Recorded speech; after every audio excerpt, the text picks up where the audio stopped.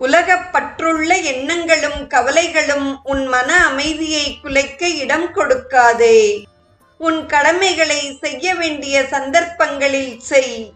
ஆனால் உன் மனதை எப்போதும் இறைவனுடைய இணையடிகளில் கட்டிவை என்று கூறுகிறார் ஸ்ரீ ராமகிருஷ்ண பரமஹம்சர். தூய பக்தி பெற வேண்டுமென்றால் கவனத்தை திருப்பும் கண், காது, மூக்கு முதலிய இந்திரியங்களையும், தயக்கத்தை வெளிப்படுத்தும் நாக்கு, கைகள், கால்கள் முதலிய இந்திரியங்களையும் வசப்படுத்துவது அவசியம். காணக்கூடாத பொருள்களை கண்கள் காண விரும்புகின்றன. காதுகள் இறைவன் சம்பந்தப்பட்ட இசையை கேட்காமல் மற்ற அர்த்தமற்ற சங்கீதத்தை கேட்க ஆசைப்படுகின்றன. மூக்கு இறைவனின் இணையடிகளில் சமர்ப்பிக்கப்படும் மலர்களை முகராமல் செயற்கையான வாசனை திரவியங்களை முகர விரும்புகின்றது.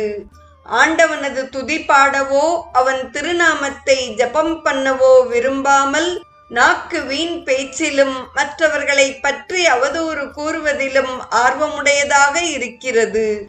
இறை வழிபாட்டிற்கு விரோதமான செயல்களில் கைகள் ஈடுபடுகின்றன.